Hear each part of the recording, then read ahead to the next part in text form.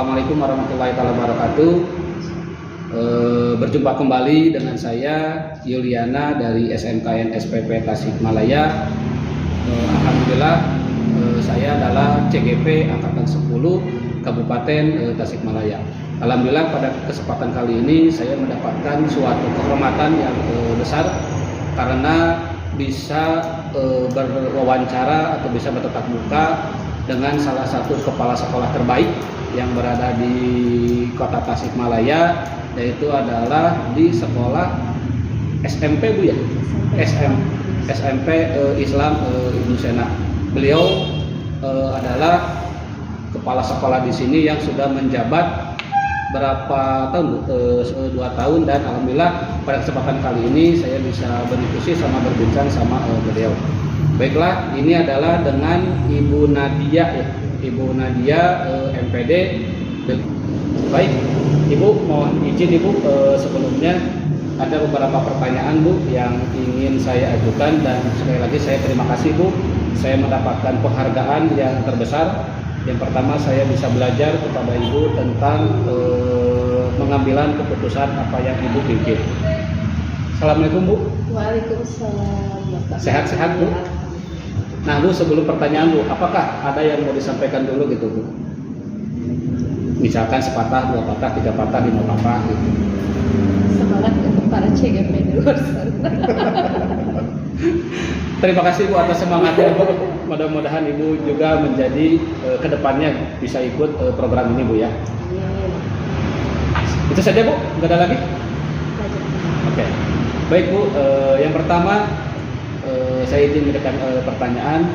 Selama Ibu menjabat, bagaimana Ibu dapat mengidentifikasi kasus-kasus yang merupakan dilema ITK atau pembangun moral itu?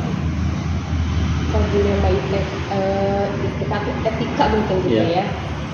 Itu kan biasanya antara fakta dan non fakta gitu biasanya, hanya sebagai informasi subjektif. Nah, ketika hal itu terjadi, biasanya saya menganalisis dulu situasinya, konteks masalahnya seperti apa, siapa saja yang terlibat. Terus bedakan juga fakta dan opini. Opini kan berarti subjektif ya, kalau fakta pasti objektif. Yang selanjutnya, masalah tersebut bertentangan dengan nilai-nilai apa? Apakah bisa diselesaikan hanya secara, kalau misalnya di sekolah ya, nanti katanya ada wali kelas, terus nanti ke ranah kepala sekolah, kalau misalnya sudah selesai, atau kita bentuk satgas itu kalau misalnya memang kompleks sekali masalahnya. Karena kebetulan di Ibnu Sina ini kan ada 3 ranah, ada pesantren, asrama, dan sekolah, yang masing-masing punya SOP tersendiri. Ketika kejadian tersebut terjadi di ranah asrama, berarti diselesaikan pada pihak asrama yang akan dikepalai oleh kepala asrama. Ketika kejadian tersebut berada di ranah pesantren, sama berarti diselesaikan pada ranah pesantren. Begitu pula di sekolah. Lalu kalau di sekolah sudah ada tahapan-tahapan ya, seperti wali kelas, nanti ada satgas, kemudian nanti ada wakasek kesiswaan, baru ke komite itu penyelesaiannya. Jadi bertahap kalau di sekolah. Baik Bu, terima kasih Bu atas paparannya. Kemudian yang kedua Bu, selama ini bagaimana Ibu mengambil sebuah keputusan di sekolah yang Ibu pimpin, terutama untuk kasus-kasus di mana ada 2 kepentingan yang sama Bu, yang sama-sama benar atau yang sama-sama mengandung nilai kebajikan gitu Bu? Yang pasti harus melibatkan semua pihak, kita harus mencapai mufakat semuanya. Yang kedua itu dicari win-win solution.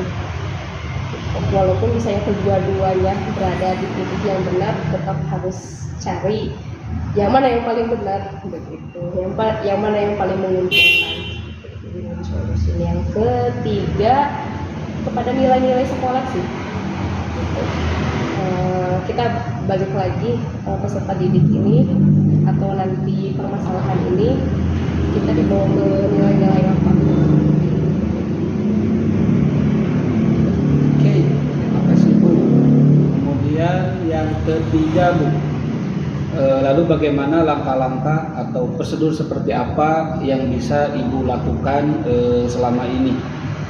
Mengumpulkan informasi pasti, dianalisis, terus membuat alternatif solusi, mengevaluasi alternatif solusi itu, lalu membuat keputusan.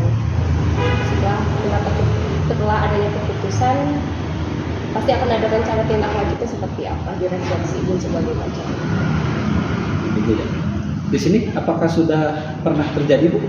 Seperti kasus-kasus yang tadi yang 1, 2 dengan 3? Contohnya sih biasanya yang paling sering kasus mencontek, kalau gitu ya. Plagiarisme, diskriminasi. Kalau mencontek kan biasanya pasti dari sisi subjektif ya. Salah satu anak melihat anak yang lainnya. Makanya itu harus ada itu pemilihan fakta dan opini itu. Kalau kasus diskriminasi misalnya ketika anak merasa dibedakan perhatiannya oleh guru, nah, itu juga kan dalam point of view-nya opini juga untuk pribadi. Berarti memang harus sesuai dengan fakta mungkin Bu ya. Baik Bu, yang keempat Bu, hal-hal apa saja yang memang selama ini Ibu menganggap efektif dalam pengambilan keputusan pada kasus-kasus dilema etika gitu, di sekolah ini? Pertama sih empati dulu ya, empati sama pihak-pihak yang ada dalam masalah tersebut. Yang kedua, komunikasinya yang proaktif. Kita tidak hanya menjudge tapi mengajukan pertanyaan-pertanyaan yang mengarahkan pada solusi.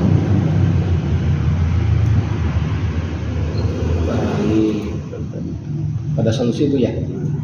Jadi solusinya jangan dari kita, justru mereka harus sadar sendiri solusinya seperti apa. Betul. Jadi harus menemukan solusi tersendiri Bu ya. Oke, baik.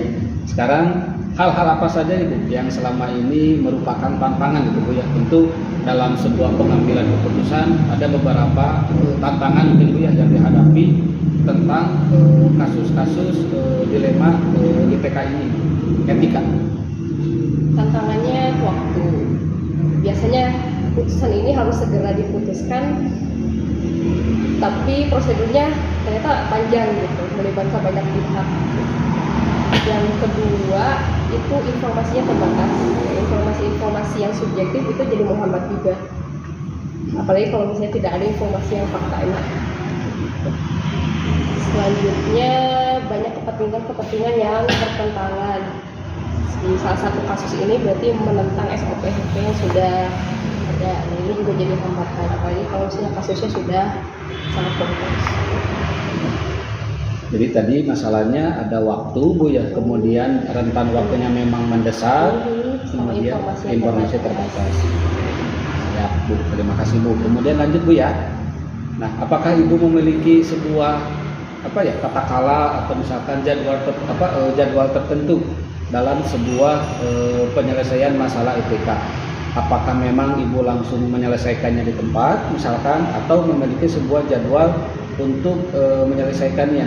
Bentuk atau prosedur seperti apa yang Ibu nantinya akan jalankan gitu? Kalau di sekolah sendiri kan memang ada prosedur tertentu ya. Misalnya kalau dari kelas berarti diselesaikan dulu oleh wali kelas. Kalau tidak bisa diselesaikan, naik ke ranah guru, kita rapat bersama-sama. Naik lagi berarti rapat dengan komite sekolah, komite orang tua. Kalau tidak bisa diselesaikan berarti naik lagi ke tim leader gitu. Kalau di sini ada bahasanya, ada tim leader. Tim leader itu apa Bu? Itu adalah kumpulan atau sekelompok pemimpin yang ada di sini. Jadi diantaranya kepala sekolah, kepala asrama, kepala pesantren, dan juga dari pihak yayasan. Kalau dari sini perwakilannya itu direktur pendidikan, ada direktur. Betul, ada direktur ya. Jadi secara ditebalkan bahwa memang jadwal tertentu mungkin tidak ada Bu ya, tidak ada. Tapi bagaimana prosedur bertahap gitu ya, prosedur tertentu. Kemudian memiliki jadwal penelitian juga, karena memang tadi kan sudah ada prosedur tertentu yang memang sudah ada pemimpinnya di setiap masing-masing. Seperti di kepala direktur, terus dia pergi Bu kalau Kepala asrama, kepala pesantren. Oke. Berarti bentuknya tadi sudah Bu ya, bahwa memang bentuknya itu diserahkan kepada leader-leader tertentu paling Bu ya. Nanti mungkin di akhirnya dirapatkan kembali atau gimana? Dirapatkan kembali kalau misalnya memang masing-masing leader tidak bisa menyelesaikannya. Oke. Berarti yang menjadi pucuk pimpinannya berarti kalau seperti itu bagaimana? Oh, direktur ada. Direktur pendidikan pucuk paling atas. Jadi semua para pemimpin leader itu berkumpul mungkin Bu ya, berdiskusi, kemudian nanti yang mengambil kebijakannya adalah direktur. Oke, baik. Sip. Terima kasih Bu. Kemudian yang terakhir mungkin Bu, adakah seseorang mungkin Bu ya, tentu adalah faktor-faktor apa yang selama ini mempermudah atau membantu Ibu dalam mengambil keputusan dalam kasus-kasus dilema etika gitu. Yang mempermudah. Iya. Rekan kerja ya memang ujung tombaknya di sekolah itu guru-guru pastinya, pasti informasi awal itu pasti dari guru. Yang kedua kerjasama timnya, ketika ada permasalahan selalu dikomunikasikan. Yang selanjutnya adalah nilai-nilai yang dipegang teguh oleh seluruh warga masyarakat.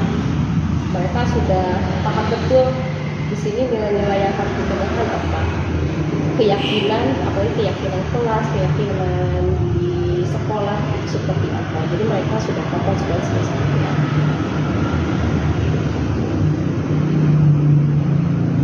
Jadi untuk meminimalisir terjadinya dilema itu.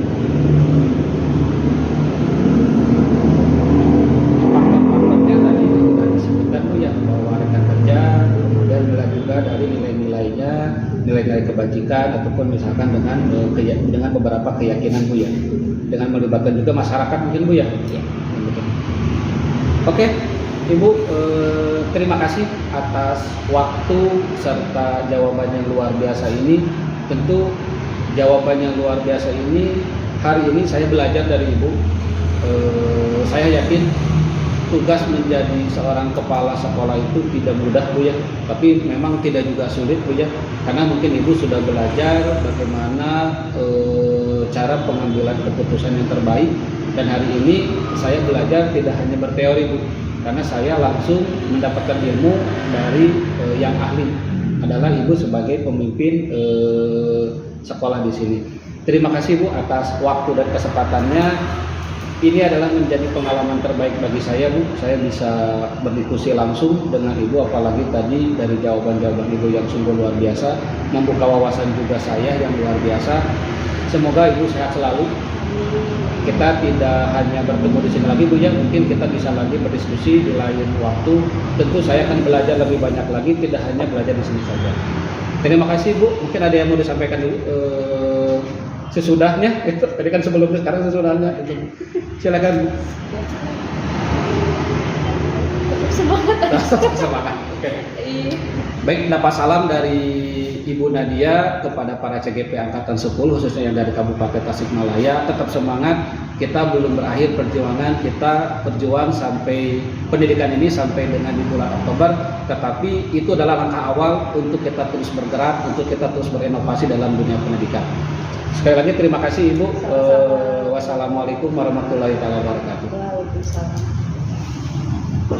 Assalamualaikum warahmatullahi wabarakatuh. Bertemu kembali dengan saya Yuliana dari SMKN SPP Tasikmalaya. Alhamdulillah di sini saya adalah CGP Angkatan 10, dan alhamdulillah pada kesempatan kali ini saya tidak sendiri, tetapi menjadi kehormatan bagi saya karena di depan saya ada Bapak Kepala SMKN SPP Tasikmalaya yang tempat mengajar di mana saya di SMKN SPP Tasikmalaya. Beliau di sini sudah menjabat menjadi Bapak Kepala dari tahun 2020 Pak ya? Jadi alhamdulillah sudah 4 tahun dan alhamdulillah ini menjadi kebanggaan tersendiri bagi saya karena saya bisa belajar secara langsung dari beliau tentang bagaimana pengambilan keputusan. Baik, untuk itu untuk mengefektifkan waktu. Assalamualaikum Pak. Assalamualaikum. Ya, terima kasih Pak atas waktunya di sela-sela kesibukan Bapak, dan terima kasih juga Pak atas dorongannya, motivasinya yang selama ini Bapak berikan kepada saya, sungguh luar biasa Pak. Ini menjadi pembelajaran bagi saya yang sangat berharga Pak. Mungkin sebelum ke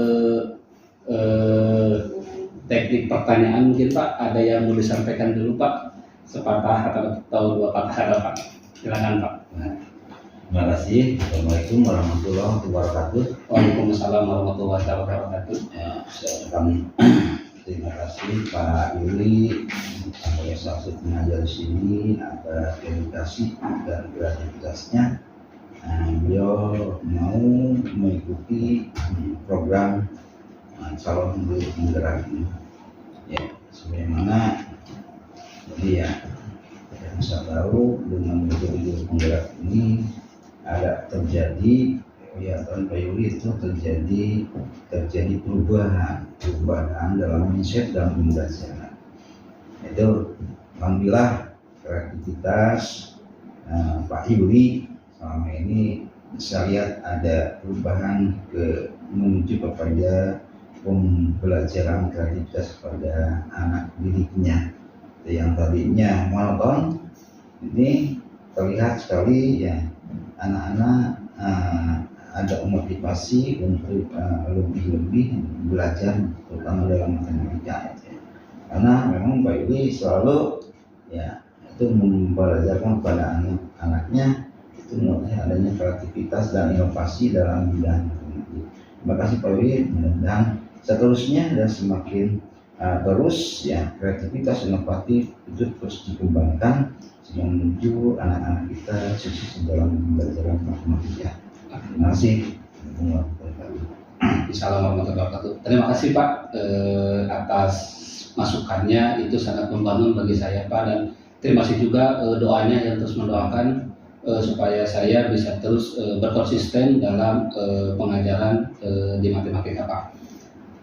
Baik Pak, bisa langsung aja Pak ya supaya efektif. Baik, yang pertama mungkin Pak, selama ini bagaimana Bapak dapat mengidentifikasi kasus-kasus yang merupakan dilema etika atau misalkan bujukan moral gitu Pak?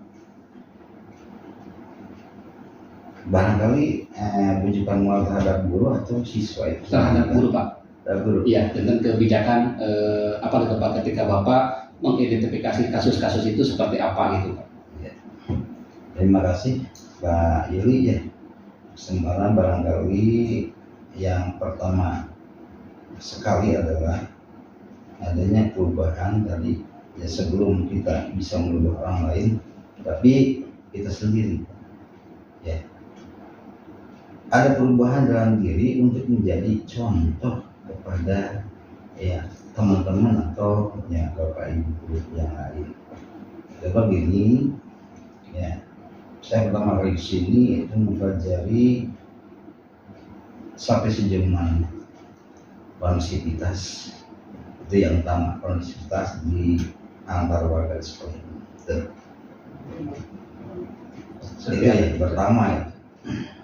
Ketika terjadi adanya ketidakkonsistensian, ya kita cari akar permasalahan latar belakang kenapa sampai seperti ini. Nah, ketika sudah ditemukan oh ini akar permasalahannya, dan kami mengadakan pembinaan kepada bapak dan ibu guru.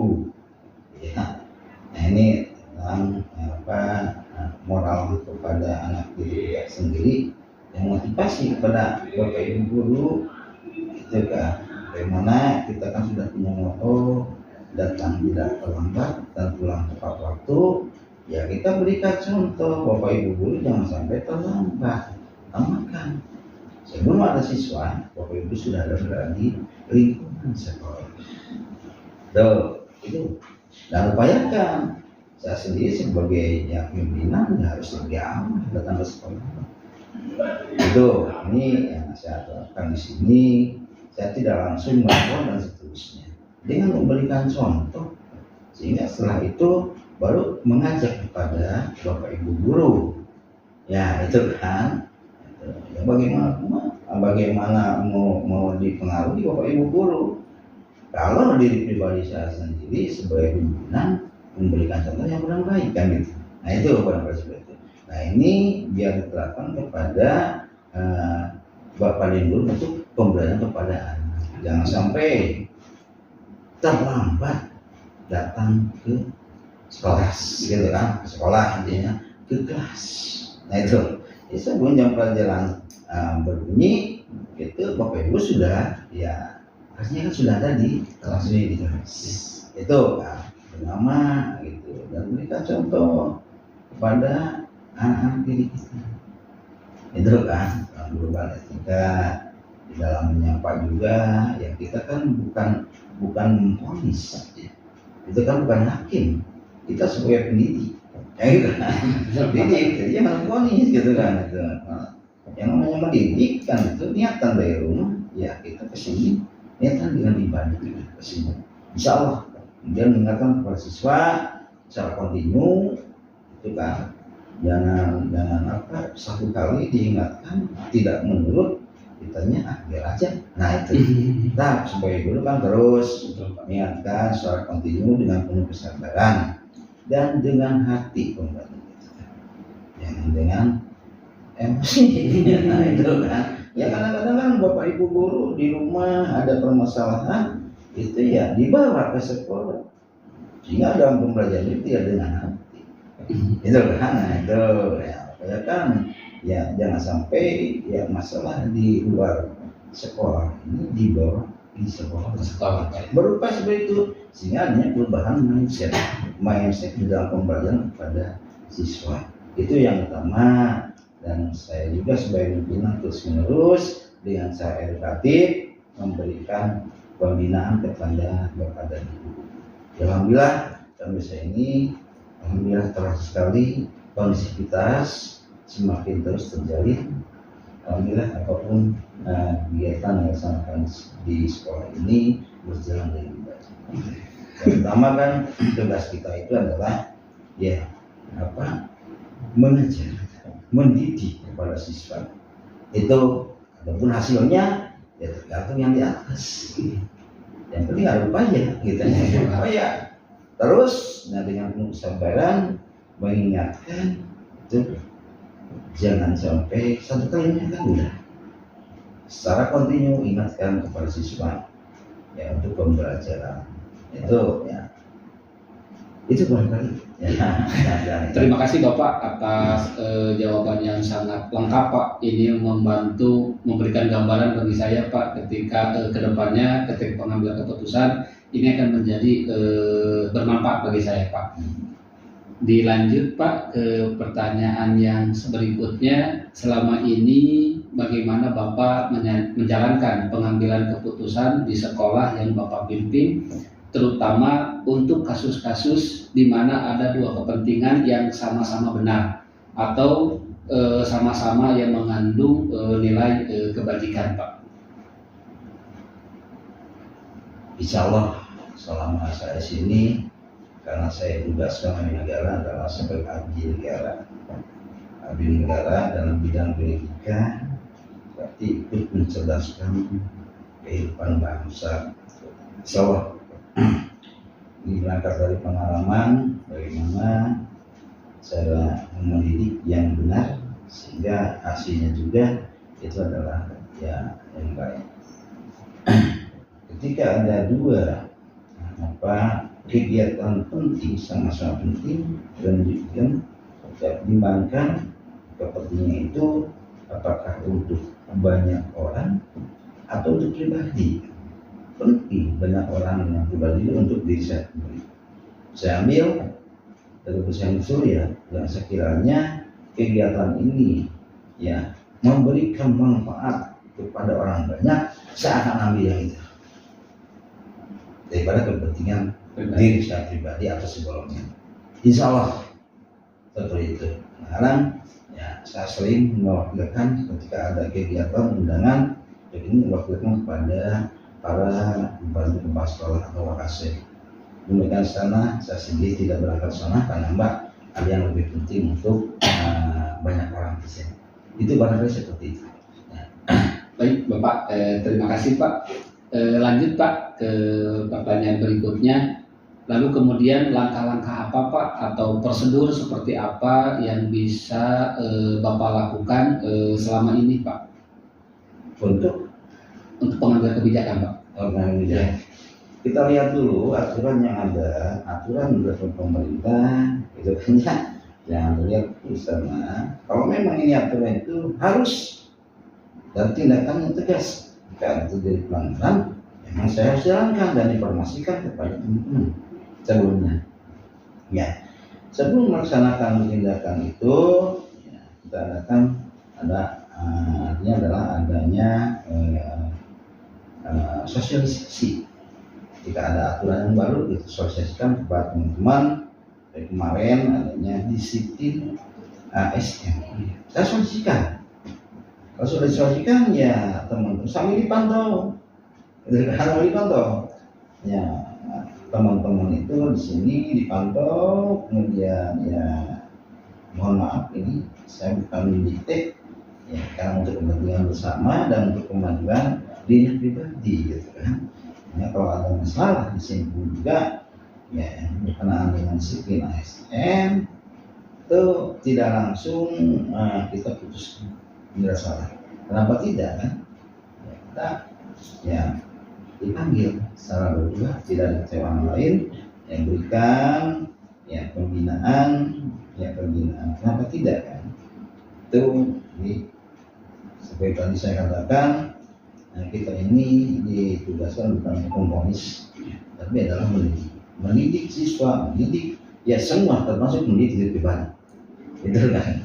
Nah, itu barangkali seperti itu Pak. Jadi langsung memponis. Nah, itu kan. Tapi kita lihat dulu aturan pemerintah ini. Oh ini saya keluar ada sanksi, baru kita yang memanggil atau mengundang Bapak Ibu apakah dalam briefing ataupun undangan khusus. Nah, itu kan sosialisasi adanya aturan yang baru dan seterusnya. Itu kan tergantung kita untuk mengarahkan nantinya di dalam pelaksanaan pemilihan. Masih gitu Bang. Ya, baik Bapak, terima kasih. Dilanjut Bapak ke pertanyaan berikutnya.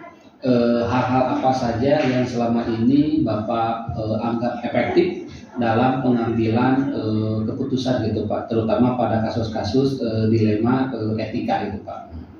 Dalam hal tertentu sehingga dibutuhkan waktu yang sangat mendesak mengambil keputusan, kami atau saya pribadi selalu memanggil yang pertama adalah sebagai pembantu kepala sekolah. Hanya para wakase saya undang. Hanya ya musyawarah bersama di sana ada hal-hal yang harus secepatnya ini mendapatkan keputusan. Itu utamanya. Kemudian untuk mendapatkan keputusan atau sudah ada kesepakatan bersama dengan wakase, kami selalu koordinasi dengan komite sekolah. Setelah itu persetujuan baru kami putuskan untuk dilaporkan ke atasan kita. Itu barangkali seperti itu. Yang salah kan itu. Baik, Bapak, terima kasih. Kemudian pertanyaan berikutnya Pak, hal-hal apa saja yang memang selama ini merupakan tantangan dalam pengambilan keputusan pada kasus-kasus dilema etika tersebut gitu Pak. Jadi tantangannya di sini seperti apa gitu Pak ketika Bapak mengambil sebuah keputusan gitu Pak. Tantangannya yang paling sangat berat sekali yang namanya merubah karakter itu akan sulit daripada membentuk karakter. Saya datang ke sini yang pertama kali adalah merubah karakter sehingga kondisivitas terjadi. Di dalam perubahan karakter itu tidak serta-merta seperti membalikkan tangan. Nah itu kan, ya ada proses Pak. Terus, yang tadi saya katakan kan, gimana orang akan nurut apabila yang merentahnya tidak memberikan contoh yang baik, gitu kan itu. Nah itu barangkali seperti itu Pak. Ya, sehingga di sini alhamdulillah langkah awal ya untuk para semuanya ada pembiasaan sesuai dengan kurikulum, ya gitu kan, pembiasaan. Nah, pada saat pembiasaan Bapak Ibu guru harus selalu di depan. Ada apel pagi, kemudian ada pembiasaan opsi, kemudian pembiasaan ya kita melaksanakan membaca Quran dan langsung sholat duha. Ini selalu kepada Bapak Ibu guru itu harus berada di depan. Dan maka ya selain itu adalah selain untuk menumbuh rasa kekeluargaan warga SMK, insya Allah kalau sudah terbentuk seperti itu ya saya yakin lah ya itu permasalahan apapun ada akan diselesaikan dengan hasil yang terbaik, atau dengan istilah kita bisa menyelesaikan masalah tanpa masalah. Itu yang kelihatan. Jangan sampai menyelesaikan masalah malah nambah masalah. Nah itu kan. Itu ya dengan tujuan gitu. Ya. Saya yakin masalah tidak akan hilang. Setiap hari kita malah nambah. Tapi tergantung kita menyikapinya. Itu kan masalah itu. Nah kalau menyikapinya dengan amarah ya jelas tidak akan dicapai, malah akan menyelesaikan masalah nambah masalah. Ya itu kan. Jadi saya dengan moto menyelesaikan masalah tanpa masalah. Nah, itu katanya kalau di dalam agama kan gitu ya, jangan ibaratnya kita di dalam kegiatan itu ajalah minas syaitan.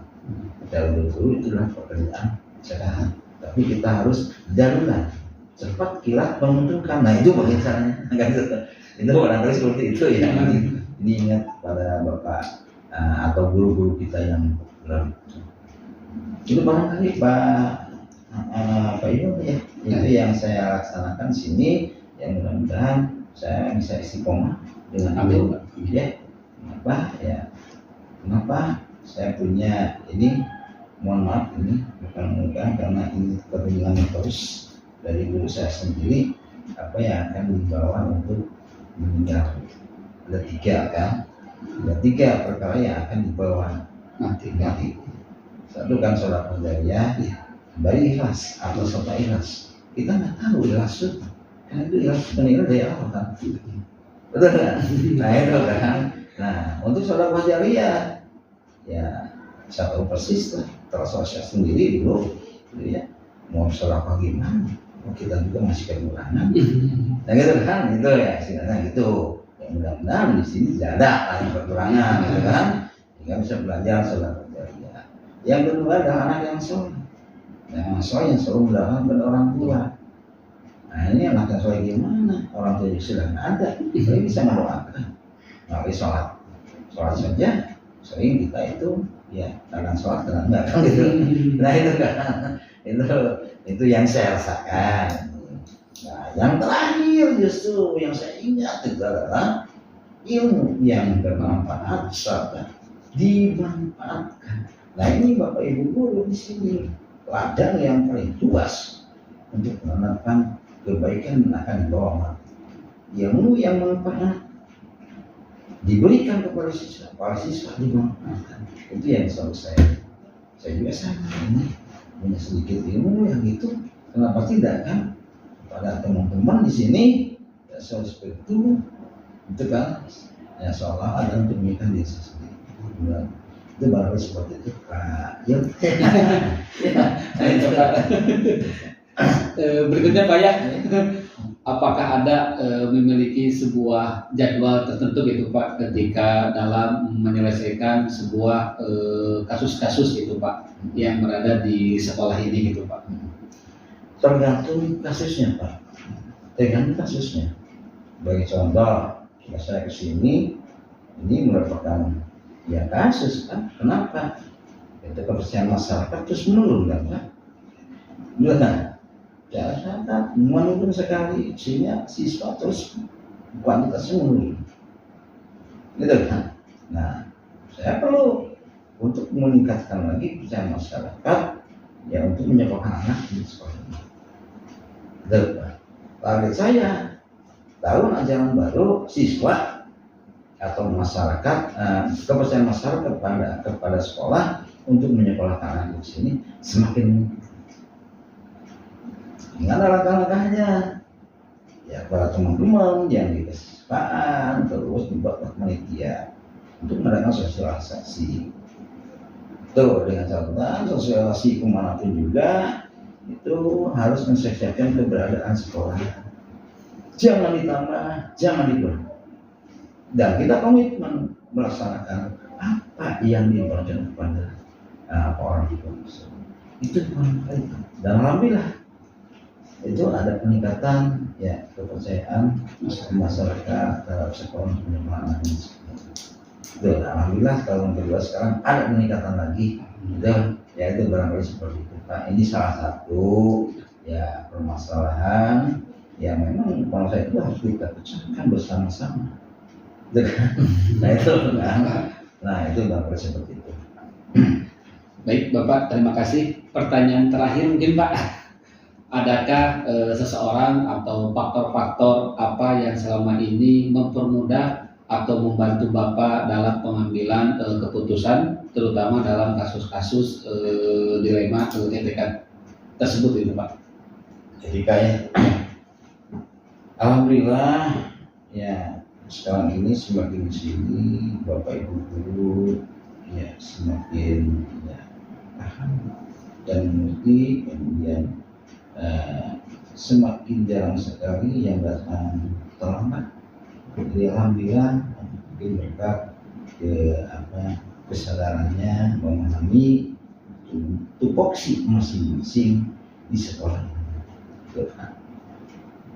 Nah itu yang saya lakukan sambil saya terus ya itu ya berkolaborasi, berkoordinasi dengan peralatan utamanya gitu kan terus gitu kan. Itu bila informasi itu dari para warga kemudian dimusyawarahkan dan terus diputuskan selalu seperti itu. Saya tidak memutuskan atau memberikan suatu keputusan sepihak dari suatu pribadi. Selalu meminta pendapat dan saran terutama dari para wakil kepala sekolah. Nah, itu mereka seperti itu. Lagi itu karena di sini tidak para wakil kepala sekolah itu tidak dipilih oleh warga, tapi langsung dipilih oleh saya sendiri berdasarkan dari pengamatan sehari. Utamanya yang utama adalah karakter. Kalau pada sih saya percaya semua bapak ibu guru semuanya punya kompetensi, tapi karakter ini yang susah itu kan. Nah itu ketika karakternya baik, insya Allah apapun juga akan dilaksanakan dengan pilihan baik. Itu barangkali seperti itu. Baik Bapak, terima kasih Bapak atas kesempatan kemudian atas pemaparan yang begitu bermanfaat bagi saya Bapak. Dari 1 sampai dengan pertanyaan berikutnya ini memberikan gambaran kepada saya pribadi Pak bahwa saya hari ini tentu sangat beruntung Pak bisa belajar secara langsung kepada Bapak ketika Bapak pengambilan keputusan seperti apa, ketika Bapak dihadapkan dengan beberapa tantangan kemudian Bapak mencarikan solusi yang terbaik. Ini membuat pemahaman saya semakin lengkap itu Pak. Dan terima kasih juga Bapak atas berkenan untuk melaksanakan kegiatan ini. Semoga Bapak sehat selalu. Amin, amin. Kemudian Bapak juga terus memajukan sekolah ini tentu menjadi sebuah pengharapan bagi sekolah ini Pak. Ya. Mungkin itu saja. Terima kasih atas waktunya. Kemudian mohon maaf apabila ada salah ucap ataupun salah kata. Sampai ketemu lagi nanti di kegiatan yang lainnya. Terima kasih Bapak, mohon pamit Bapak. Tapi mohon satu lagi ya Pak Yuli. Boleh Pak. Ini mohon jangan dijadikan sebagai apa itu saya nggak mau lah yang kesombongan dan seterusnya. Itu kan ya itu jangan, harusnya kan mohon maaf nih Pak Yul, ya mestinya saya tidak bicara seperti ini karena Pak Yul yang bicara gitu. Itu ya yang menanyakan gitu. Nah, ini sama tepat untuk Pak Yul saja. Iya. Jadi kan itu ya itu yang saya lakukan selama ini ya. Itu saya sifatnya nggak mau memperlihatkan keunggulan. Saya pinginnya itu kan teman-teman atau orang-orang itu ya memberikan apa saran pendapat atau mengingatkan kepada saya ketika saya sendiri berada dalam kekurangan itu ya.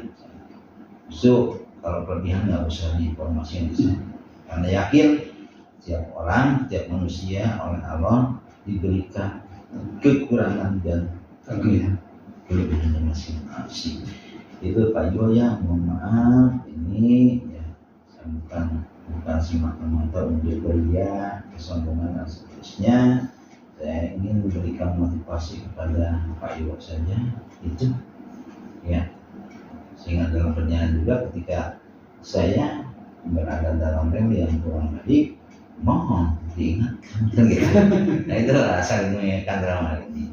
Insya Allah saya satu kali diingatkan oleh orang lain mungkin ada sakit hati, tapi kedua kali jadilah itu biasa seperti itu. Jika satu kali diingatkan tentang kekurangan, ya mudah-mudahan saya tidak sakit hati. Kalau benar sakit hati diingatkan oleh bawahan, tapi yang kedua kalinya jadilah ilmu buat saya. Itu misalnya. Itu Pak Yul ya, mohon maaf ini. Mohon maaf ini. Iya. Karena manusia nggak ada yang sempurna kan dalam. Betul Bapak. Hanya bentuknya saja yang paling sempurna dari makhluk yang lain. Iya. Tapi kalau dalam hal ini tidak ada yang sempurna. Kesempurnaan milik Allah. Terus orang tugaskan untuk beribadah, belajar. Ya. Itu Pak Yul kan? Siap Bapak. Terima kasih Bapak wajangan yang sangat bermanfaat bagi saya Bapak. Dan mudah-mudahan saya juga bisa terus dibimbing sama Bapak. Insya Allah saling membimbing lah. Saling membimbing kamu. Nggak mau jadi pembimbing lah. Pengen dibimbing.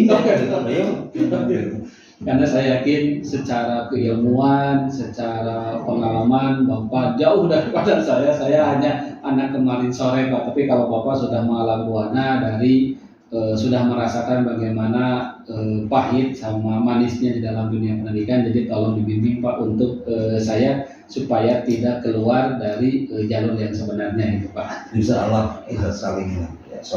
Ya. Terima kasih sekali lagi Bapak atas waktu dan kesempatannya. Sampai berjumpa kembali di kegiatan calon guru penggerak di angkatan 10. Terima kasih. Wassalamualaikum warahmatullahi wabarakatuh. Waalaikumsalam. Terima kasih Bapak. Sama-sama.